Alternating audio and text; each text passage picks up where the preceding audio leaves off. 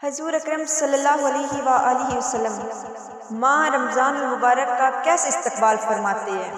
سوال آج کا یہ ہے، حضور اکرم صلی اللہ علیہ وآلہ وسلم رمضان المبارک سے اتنی زیادہ محبت فرماتے کہ اکثر اس کے پانے کی دعا فرماتے تھے، اور رمضان المبارک کا اہتمام ماہ شعبان میں ہی روزوں کی کثرت کے ساتھ ہو جاتا تھا۔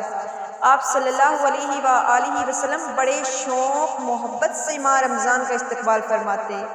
حضور اکرم صلی اللہ علیہ وآلہ وسلم اس مبارک مہینے کو خوش آمدید کہہ کر اس کا استقبال فرماتے اور حسابہ اکرام کے سوالیہ انداز میں 3 مرتبہ دریافت کرتے، کون تمہارا استقبال کر رہا ہے اور تم کس کا استقبال کر رہے ہو؟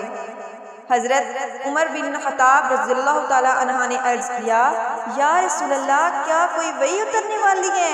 فرمایا نہیں۔ عرض کیا کسی دشمن سے جنگ ہونے والی ہے؟ فرمایا نہیں۔ حضور اکرم صلی اللہ علیہ وآلہ وسلم نے کہا نہیں۔ عرض کیا پھر کیا بات ہے؟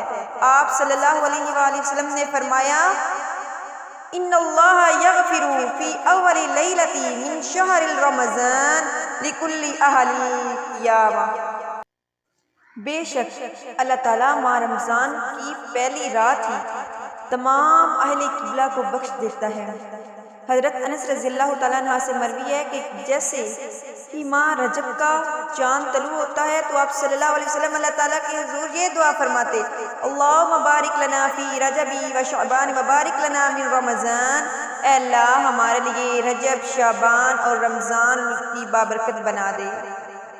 اللہ تعالیٰ ہم سب کو رمضان المبارک کے روزے رکھنے کی توفیق عطا فرمائے، آمین۔ یہ بہت ہی برکتوں والا مہینہ ہے، اللہ تعالیٰ اس میں جنت کے دروازے کھول دیتا ہے، اللہ تعالیٰ اس مہینے میں دوزخ کے دروازے بند کر دیتا ہے۔ دیکھیں ہم کتنے خوش نصیب لوگ ہیں جنہیں اللہ تعالیٰ نے یہ بھی رمضان المبارک میں آنے کی توفیق دی ہے۔ اب دیکھیں ہمارے عزیز کتنے اس دنیا سے وفات